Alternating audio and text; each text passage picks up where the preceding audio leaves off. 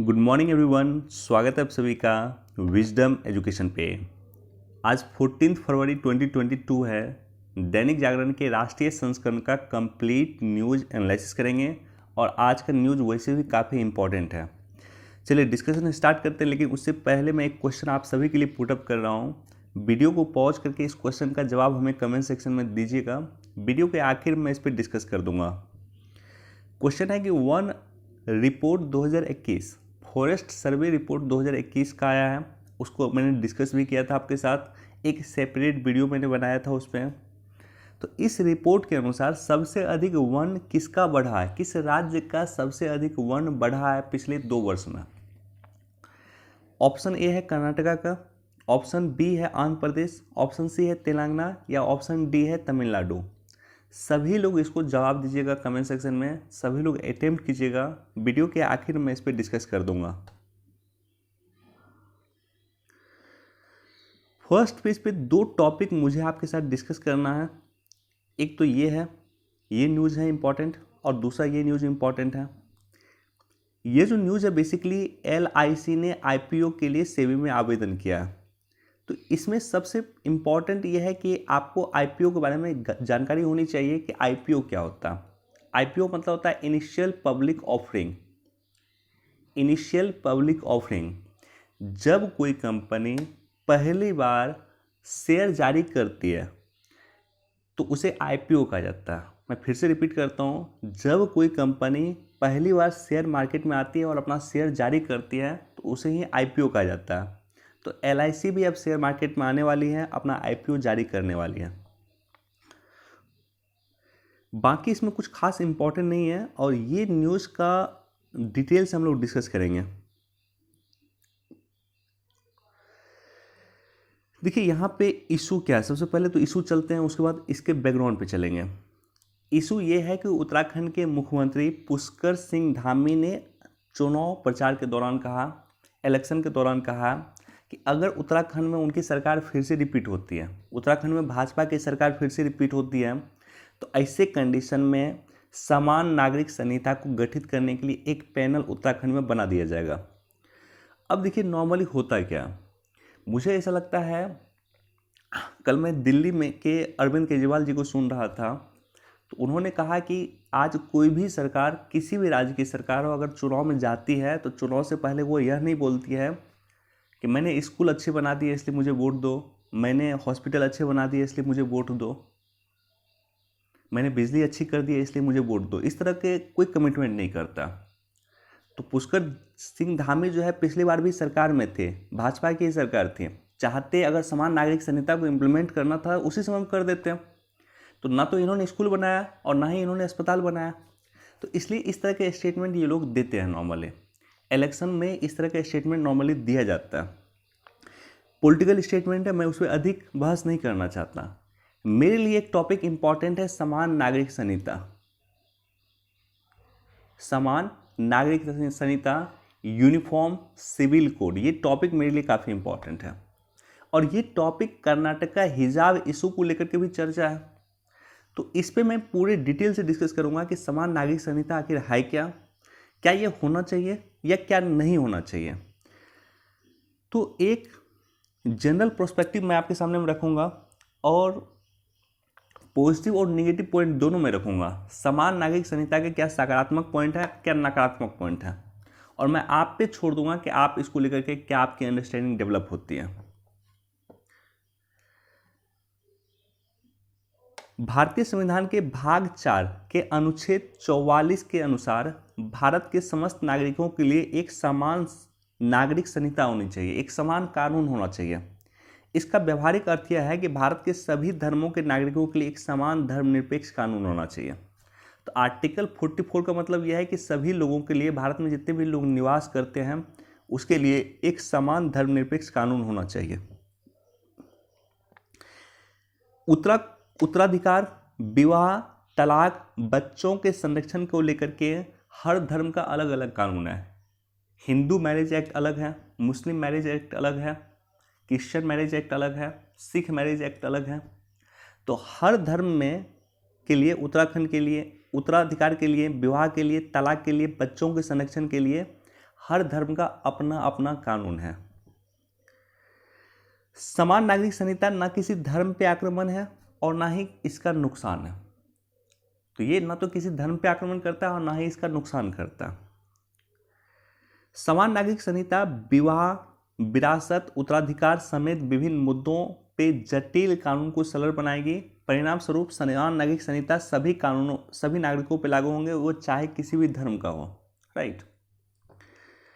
तो ये तो समान नागरिक संहिता के बारे में था। अब इसके हम लोग सकारात्मक पक्ष को देखते हैं कि समान नागरिक संहिता के क्या फायदे हैं, क्या लाभ है।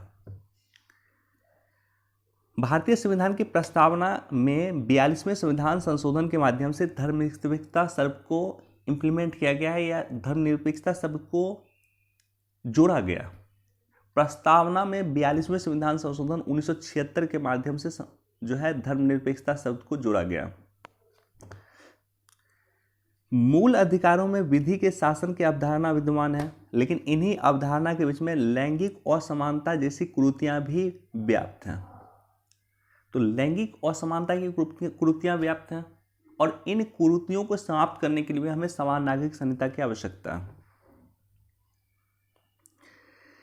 सामाजिक संस्कृति के सम्मान के नाम पे किसी भी वर्ग की राजनीतिक समानता का हनन करना संविधान के साथ साथ संस्कृति और समाज के साथ भी अन्याय है। जैसे आप सभी ने देखा होगा ट्रिपल तलाक को लेकर के, तो तलाक का जो कानून है वो मुस्लिम में अलग कानून था, हिंदू में अलग कानून था, सिख में अलग कानून है और जैन में अलग कानून है। इसको लेकर के भी लगातार चर्चा होती थी कि फ़ोन पे एक व्यक्ति 3 बार तलाक लेकर के भेज दिया, तो क्या इसका मतलब ये हो गया कि आपने तलाक दे दिया, क्या उसको एक्सेप्ट माना जाए। तो ऐसे कंडीशन में जो लैंगिक असमानता है, लैंगिक असमानता को कम करने के लिए भी हमें समान नागरिक संहिता की आवश्यकता है। धार्मिक रूढ़ियों की वजह से समाज के विभिन्न वर्गों के अधिकारों का हनन रोका जाए और साथ ही साथ विधि के समक्ष समानता को सुनिश्चित किया जाए, इसलिए भी हमें समान नागरिक संहिता की आवश्यकता है। वैश्वीकरण के वातावरण में महिलाओं की भूमिका समाज में महत्वपूर्ण हो रही है। सर्वोच्च न्यायालय ने संपत्ति पे समान अधिकार और मंदिर में प्रवेश के समान अधिकार जैसे न्यायिक निर्णय के माध्यम से समाज में समता के लिए उल्लेखनीय प्रयास किए हैं। अब चलते हैं डॉक्टर भीमराव अंबेडकर पे। बाबा साहब भीमराव अंबेडकर, इनका कहना था कि धर्म को इतना विस्तृत और व्यापक क्षेत्र क्यों दिया जाए कि यह संपूर्ण जीवन पे कब्जा कर ले और विधायिका को इसमें हस्तक्षेप करने से रोकें। तो ये सिंपल स्टेटमेंट है कि आप धर्म को, ठीक है आपका धर्म है, हमारा मान लीजिए धर्म है, तो हमारे रूम तक धर्म है जहाँ पे हम लोग पूजा करते हैं। आपका धर्म है तो आपके घर तक वो धर्म होना चाहिए। लेकिन आप किसी पब्लिक प्लेस पे जा रहे हैं तो वैसे कंडीशन में आप उस धर्म को वहाँ पे कैरी नहीं कीजिए। राइट। या धार्मिक परंपरा को उस पब्लिक प्लेस पे कैरी मत कीजिए, क्योंकि वहाँ पे विभिन्न धर्मों के लोग आते हैं। तो ये कहना था बाबा साहब अम्बेडकर का कि धर्म को इतना विस्तृत और व्यापक नहीं देना चाहिए कि विधायिका इसमें हस्तक्षेप करने के लिए कानून ना बना सकें। वर्तमान में महिला अपराध की समस्या का समाधान किया जा सके। बहुत सारी जो ट्रेडिशनल समस्याएं हैं, अगर समान नागरिक संहिता को लागू किया जाता है तो वो दूर हो जाएगा, बहुत सारी समस्याएं। और गोवा में समान नागरिक संहिता लागू है। गोवा भारत का एक अच्छे स्टेट में आता है, गोवा में तरक्की है ऑलरेडी, और वहाँ पे ऑलरेडी समान नागरिक संहिता लागू है। तो कुछ जगह जहाँ पे समान नागरिक संहिता लागू है फिर भी इस तरह से कोई समस्या हम नहीं देखते हैं, धार्मिक संप्रदायवाद की समस्या वहाँ पे नहीं देखते हैं। तो इसलिए समान नागरिक संहिता लागू होना चाहिए। अब देखिए विपक्ष क्या है, समान नागरिक संहिता क्यों लागू नहीं होना चाहिए। समान नागरिक संहिता क्यों नहीं लागू होना चाहिए, इसका विपक्ष का क्या पॉइंट है। तो सामाजिक संस्कृति की विशेषता को वरीयता दी जानी चाहिए, क्योंकि समाज में किसी भी धर्म के असंतुष्ट होने से अशांति की स्थिति बनी रहती है। तो हमको सभी धर्मों को समान रूप से या सभी धर्मों में किसी को भी असंतुष्ट नहीं करना चाहिए, इसलिए समान नागरिक संहिता लागू नहीं होना चाहिए। भारत जैसे विविधता वाले देश में यह सही नहीं है। भारत में आप जाएंगे, उत्तराखंड का अलग कल्चर है, आप नॉर्थ ईस्ट के जाइए उसका अलग कल्चर है, साउथ का अलग कल्चर है। तो हर जगह जो है विविधता भारत में, और विविधता अगर भारत में है तो ऐसे कंडीशन में ये सही नहीं है। एक कानून पूरे देश भर के लिए लागू नहीं हो सकता या बन नहीं सकता। समान नागरिक संहिता का मुद्दा किसी सामाजिक या व्यक्तिगत अधिकारों के मुद्दे से हटकर एक राजनीतिक मुद्दा बन गया। बिल्कुल सही बात है। तो इसमें अभी क्या हो रहा है कि कर्नाटक का इशू देखिए, आप उसमें राजनीति घुस गया। तो समान नागरिक संहिता का मुद्दा जो है सामाजिक मुद्दा, सोशल मुद्दा, व्यक्तिगत मुद्दा, तो इसमें राजनीतिक मुद्दा नहीं बनना चाहिए, इसको राजनीतिक इशू नहीं बनना चाहिए। उत्तराखंड के चुनाव से पहले उत्तराखंड के मुख्यमंत्री के द्वारा घोषणा किया जाता है कि हम सत्ता में आएंगे तो समान नागरिक संहिता को लेकर आएंगे। आप 5 साल पहले जब सत्ता में थे तब क्यों नहीं लेकर आए थे? तो उसका रीजन यही है कि अब इसमें राजनीति घुस गया।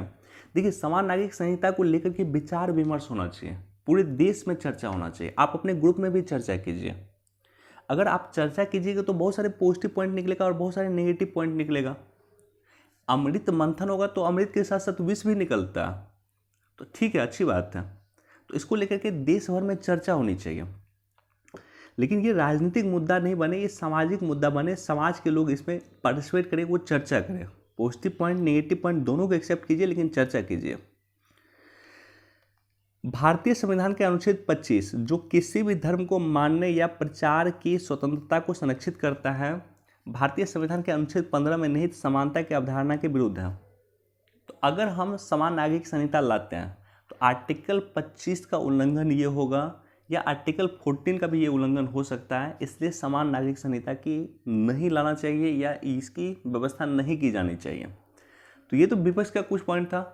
समान नागरिक संहिता क्या होता है, पक्ष का क्या पॉइंट है, विपक्ष का क्या पॉइंट है, मैंने आपके साथ डिस्कस किया।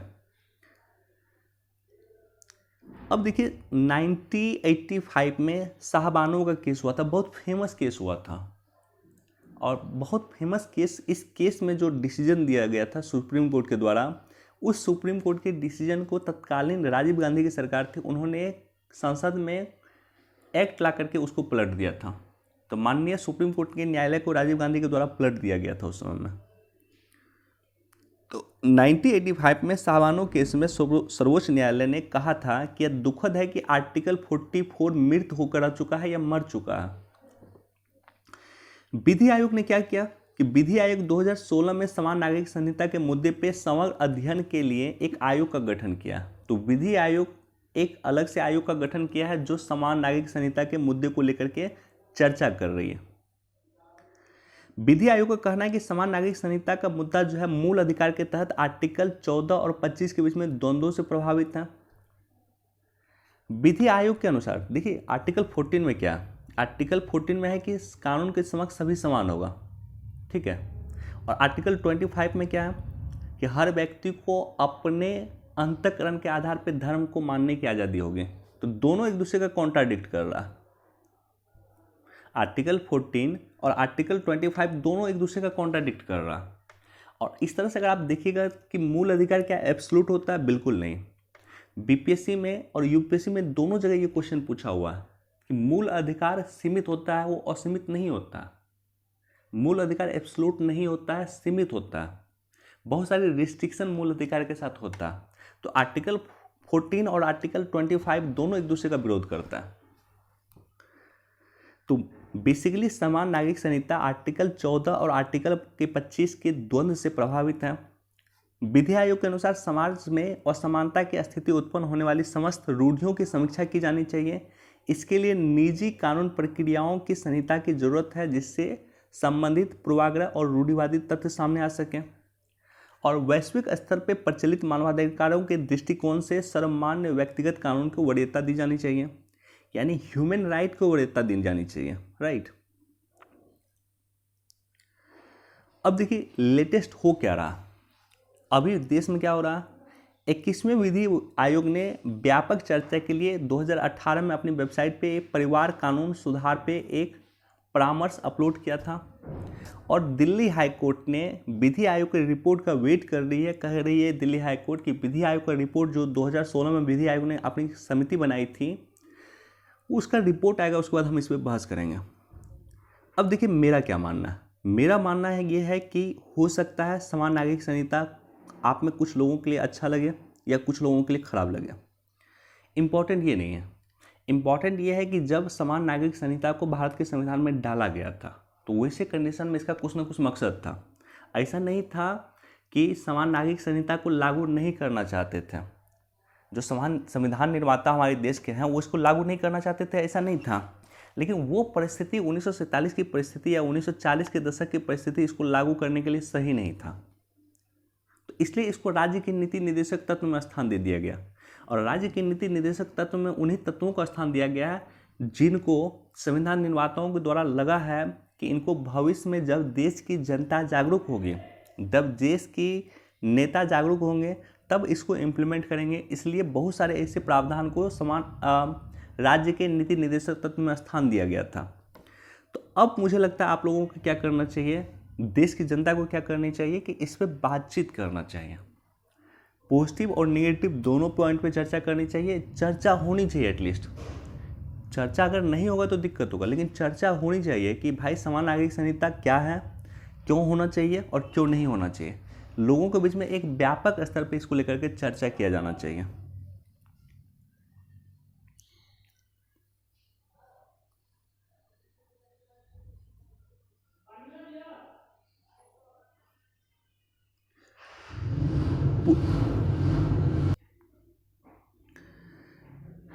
ओके, पुलिस आधुनिकीकरण। देखिए, पुलिस रिफॉर्म्स को लेकर के देश में लगातार चर्चा होती है। 2-3 चर्चा जो देश में लगातार होती है, एक तो पुलिस रिफॉर्म्स है, एक जुडिशियल रिफॉर्म्स है, न्यायिक सुधार है, और एक जेल रिफॉर्म्स है। ये तीनों ही रिफॉर्म्स को लेकर के देश में लगातार चर्चा होती है। पुलिस रिफॉर्म्स का अगर आपने नोट्स बनाया है वहाँ बस ये पॉइंट आप लोग मेंशन कर लीजिएगा कि केंद्र सरकार ने 2025-26 तक यानी 5 साल के लिए 26,275 करोड़ रुपए का मंजूरी दिया है पुलिस रिफॉर्म्स के लिए। बाकी पुलिस रिफॉर्म्स पे कई बार हमने डिस्कस किया। सोलिज सोराबजी समिति आपको याद होगा पुलिस रिफॉर्म्स को लेकर के बनी थी। सुप्रीम कोर्ट की 2006 की गाइडलाइन पुलिस रिफॉर्म्स के लिए थी। धर्मवीर भारती समिति पुलिस रिफॉर्म्स के लिए थी। इसी तरह से आप देखेंगे इंद्रजीत गुप्ता समिति, वो भी कहीं के पुलिस रिफॉर्म्स को लेकर के अपनी रिकमेंडेशन दिया है। तो बहुत सारी समिति देश में पुलिस रिफॉर्म्स को लेकर के रिकमेंडेशन दिया है। आवश्यकता पुलिस रिफॉर्म्स करने की है, क्योंकि पुलिस एक्ट जो हमारे देश में आया था, जिस एक्ट से पुलिस की स्थापना किया गया था, वो था 1861 में। आज से 150 वर्ष पहले एक्ट आया था, जो आज भी लगा हुआ है। आज भी उसी एक्ट के माध्यम से देश में पुलिस काम करती है। तो आवश्यकता इस बात की है कि इसको इम्प्रूव किया जाए, क्योंकि जस्ट 1857 की क्रांति के जस्ट बाद हमारे देश में पुलिस रिफॉर्म्स की या पुलिस एक्ट आया था। तो आप सोच के देखिए कि जिस कानून को अंग्रेज ने हम पे राज करने के लिए लाया था, वो कानून आज भी देश में चल रहा है। तो इसलिए आवश्यकता है कि आज के वर्तमान समय और परिस्थिति के अनुसार पुलिस रिफॉर्म्स की जरूरत है, और उसको आवश्यकता है कि इसे सुधार किया जाए। प्रधानमंत्री स्वामित्व की बढ़ी लोकप्रियता, घटने लगे विवाद। देखिए, ये इंपॉर्टेंट है। प्रधानमंत्री स्वामित्व योजना काफ़ी इंपॉर्टेंट योजना है। इस योजना से क्या होता है कि आपको प्रॉपर्टी का मालिक बना दिया जाता है, या आप मान लीजिए प्रॉपर्टी है आपकी, तो आपको पूरा पूरा राइट उसको दिया जाएगा। देश में कई सारे जो सिविल कोर्ट बने हैं, सिविल विवाद जो होता है बेसिकली, वो ज़्यादातर विवाद अगर आप देखेंगे 70% सिविल कोर्ट का जो विवाद होगा वो ज़मीन को लेकर के विवाद होता है। तो अगर स्वामित्व योजना के माध्यम से इन विवादों का समाधान किया जाता है तो निश्चित तौर पे एक सकारात्मक कदम है, राइट। और इसको लेकर के इकोनॉमिक लॉस भी होता है। मान लीजिए 2 कंपनी है, कंपनी ए और कंपनी बी, ये दोनों के बीच में एक ज़मीन को लेकर के विवाद है, और पता चलता है 20 वर्ष 30 वर्ष तक ये विवाद लगा ही रहता है। तो 20 वर्ष 30 वर्ष इस ज़मीन का कोई यूज नहीं हो पाता, राइट। तो अगर पीएम प्रधानमंत्री स्वामित्व योजना के कारण अगर ये विवाद हल होता है तो निश्चित तौर पे देश की आर्थिक व्यवस्था भी अच्छी होगी, आर्थिक उन्नति भी होगी।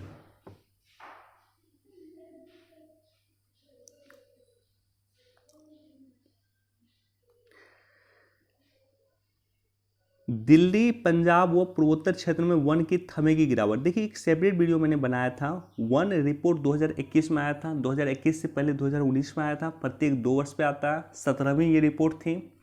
तो सेपरेट वीडियो का मैं लिंक डाल दूंगा डिस्क्रिप्शन में, आप लोग देख लीजिएगा। वन रिपोर्ट आपके एग्जाम पर्सपेक्टिव से सबसे अधिक इम्पॉर्टेंट है। इस न्यूज़ में क्या चर्चा है कि इस न्यूज़ में वैसे कुछ राज्यों की चर्चा किया गया है जहाँ पे वन में गिरावट आई है पिछले वर्ष के कंपेयर, यानी 2019 की रिपोर्ट के कंपेयर।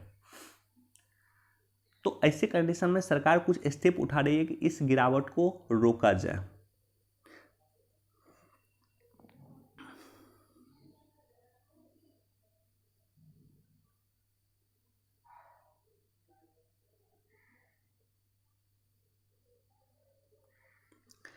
बिहार के सीतामढ़ी में लगेगी माता सीता की विश्व की सबसे ऊंची प्रतिमा। देखिए, ये मुझे लग रहा था कि इस तरह का काम किया जाना चाहिए, और क्यों किया जाना चाहिए मैं बता रहा हूँ। क्यों किया जाना चाहिए, क्योंकि देखिए अयोध्या जो है, अयोध्या में जब से मंदिर की घोषणा हो चुकी है तो कहीं ना कहीं अयोध्या वैश्विक पटल पर एक बार फिर से आ चुका है। जो अयोध्या विवाद को लेकर के वर्षों तक अयोध्या में विवाद रहा, 500 वर्ष का अयोध्या का विवाद था। तो 500 वर्ष अयोध्या ऑलरेडी पीछे चला गया था, वहाँ का डेवलपमेंट नहीं था, वहाँ के लोगों का डेवलपमेंट नहीं था। और मैंने एक सेपरेट वीडियो बनाया था अयोध्या विवाद को लेकर के, जब ये विवाद का निर्णय आया था माननीय सर्वोच्च न्यायालय के द्वारा, आखिर ये विवाद क्या है और इसमें जो सर्वोच्च न्यायालय का डिसीजन है क्या वो सही डिसीजन है, या उस डिसीजन को आप लोग किस रूप से देख सकते हैं। तो वो भी अगर आप लोग देखना चाहिएगा तो लिंक मैं डिस्क्रिप्शन में डाल दूंगा, वहाँ से जा के देख लीजिएगा। लेकिन इशू ये है कि अगर मान लेते हैं कि अयोध्या में आज जो मंदिर बन रही है तो उससे क्या हो रहा है कि वहाँ के आसपास के क्षेत्र काफ़ी डेवलप हो रहे हैं। तो इसी तरह से अगर यहाँ पे सीतामढ़ी में जो है माँ सीता की अगर मूर्ति लग जाती है, और सीतामढ़ी वो जगह है जहाँ माँ सीता का जन्म हुआ था, तो माँ सीता की अगर मूर्ति लग जाती है तो ऐसे कंडीशन में क्या होगा कि पर्यटन स्थल के रूप में सीतामढ़ी डेवलप होगा। पर्यटन स्थल के रूप में सीतामढ़ी डेवलप होगा तो पर्यटन एक ऐसा उद्योग है जो अर्थव्यवस्था के प्राथमिक, द्वितीयक और तृतीयक तीनों ही क्षेत्र को प्रभावित करते हैं। तो बहुत सारा कम ऐसा सेक्टर होगा जो आपको तीनों क्षेत्र को प्रभावित करता है, उसमें एक पर्यटन भी है। जहाँ भी पर्यटन होगा वहाँ अर्थव्यवस्था के प्राथमिक सेक्टर भी ग्रो होगा, यानी वहाँ पे कृषि वगैरह भी होगा। वहाँ पे जो पर्यटक आएंगे उसके खाने की व्यवस्था होगी तो उसके अनुसार कृषि वगैरह होगा। वहाँ पे निर्माण कार्य भी अच्छा होगा, होटल बनेंगे, रोड बनेंगे, इंफ्रास्ट्रक्चर बनेंगे, और पर्यटन अपने आप में इकॉनमी के तीसरे सेक्टर का पार्ट है। तो अर्थव्यवस्था के तीनों ही सेक्टर तरक्की करेंगे। तो बिहार में टूरिज्म डेवलप हो इसके लिए आवश्यकता भी ये था।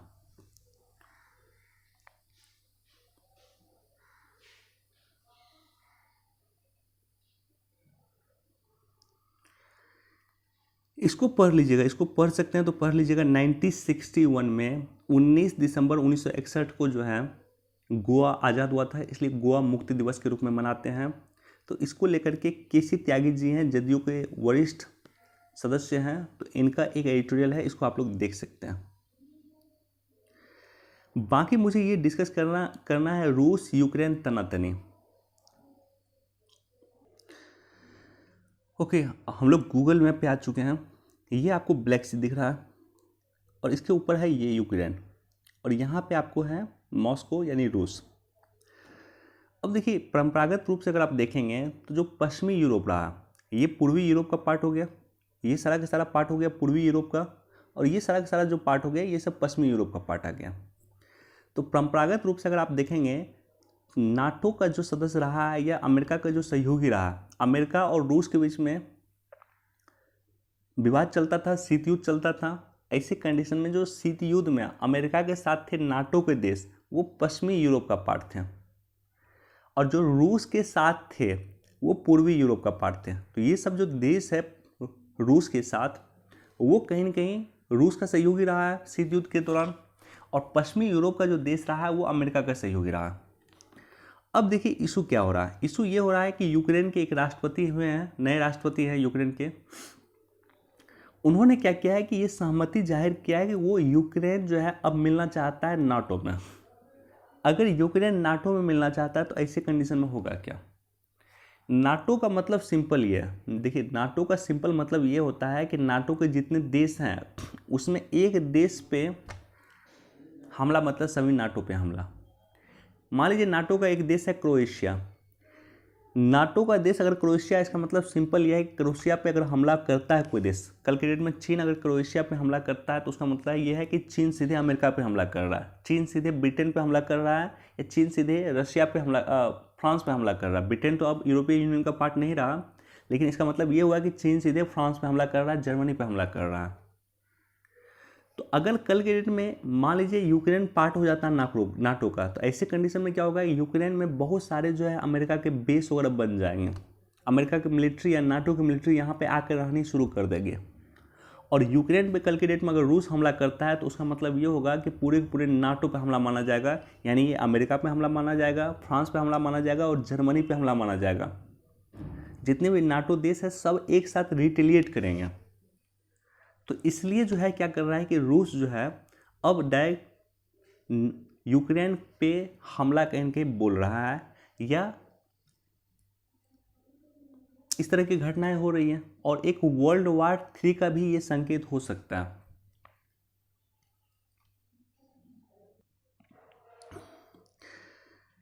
जब से यूक्रेन सोवियत संघ से अलग हुआ है, रूस और पश्चिमी देश इस क्षेत्र पे सत्ता संतुलन को अपने पक्ष में रखने के लिए लगातार कोशिश कर रहे हैं। तो जब से यूक्रेन अलग हुआ तब से लेकर के लगातार रूस प्रयास कर रहा है कि ये जो है नाटो के साथ ना जाए, यूक्रेन नाटो के साथ ना जाए, यूक्रेन रूस के साथ मिल के रहे।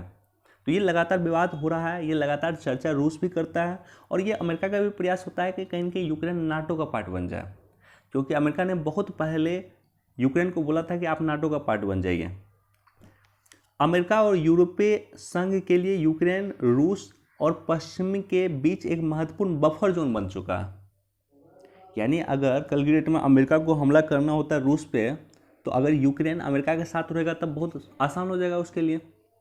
और उसी तरह से कल की डेट में रूस को अगर यूक्रेन को अपने साथ मिलाकर नहीं रखता फिर उसके लिए मुश्किल होगा, रूस के लिए मुश्किल होगा।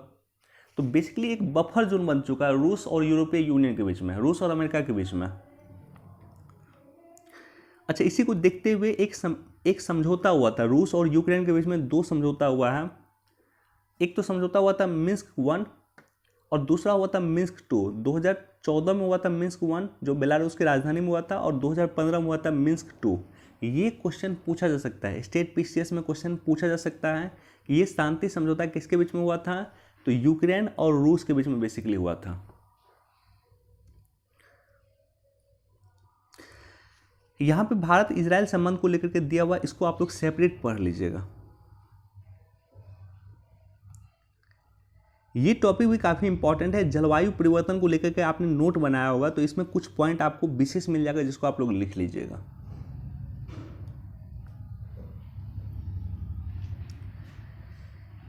इस साल मई में हो सकती है 5G स्पेक्ट्रम की नीलामी। LIC में हिस्सेदारी बेच सरकार कर सकेगी विनिवेश लक्ष्य हासिल। देखिए, चालू वित्तीय वर्ष मतलब हुआ 2021-22, क्योंकि 2021-22 का वित्तीय वर्ष अभी समाप्त नहीं हुआ। तो चालू वित्तीय वर्ष विनिवेश का टारगेट था 1.75 लाख करोड़ रुपया। इसको घटा करके जो है 78,000 कर दिया गया। तो अब हमारा विनिवेश का टारगेट है 78,000 करोड़। विनिवेश होता क्या? विनिवेश होता मतलब है कि सरकार अपनी हिस्सेदारी, कंपनी की हिस्सेदारी बेचती है, तो उसे विनिवेश कहा जाता है। जैसे सरकार की हिस्सेदारी मान लीजिए 100% हो गया किसी कंपनी में, तो उस हिस्सेदारी में सरकार ने मान लीजिए 5% बेच दिया या 10% अपनी हिस्सेदारी बेच दिया, 49% तक भी सरकार बेचेगा तो भी विनिवेश होगा। लेकिन जैसे ही सरकार अपनी हिस्सेदारी 51% से अधिक बेचेगी, वो निजीकरण हो जाएगा। क्यों? क्योंकि अगर सरकार किसी कंपनी में अपनी पूर्णतः स्वामित्व रखना चाहती है तो 50% से अधिक जो है इक्विटी सरकार के पास होनी चाहिए, राइट। तो अगर 49% तक बेचती है तो वो विनिवेश है, और 49% से अधिक जैसे वो बेचना शुरू कर दी सरकार, तो वो हो जाएगा निजीकरण का पार्ट हो जाएगा।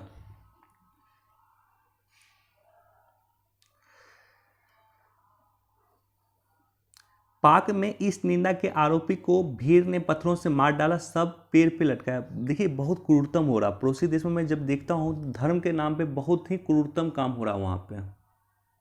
मतलब एक व्यक्ति जो पागल व्यक्ति था और उसके साथ इस तरह का घटना हुआ, ऐसा नहीं होना चाहिए।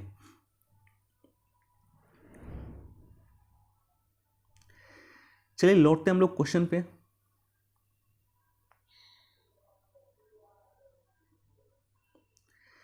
वन रिपोर्ट 2021 के अनुसार सबसे अधिक वन किस राज्य का बढ़ा? तो वन रिपोर्ट सबसे पहले आया था, इससे पहले आया था 19 में और 2021 में आया। तो 19 के अनुसार सबसे अधिक जो वन बढ़ा था वो कर्नाटका का बढ़ा था, और 21 के अनुसार सबसे अधिक जो वन बढ़ा है वो बढ़ा है आंध्र प्रदेश का। तो इसका आंसर हो गया ऑप्शन बी, आंध्र प्रदेश। चलिए, वीडियो देखने के लिए आप सभी का धन्यवाद। Thank you so much.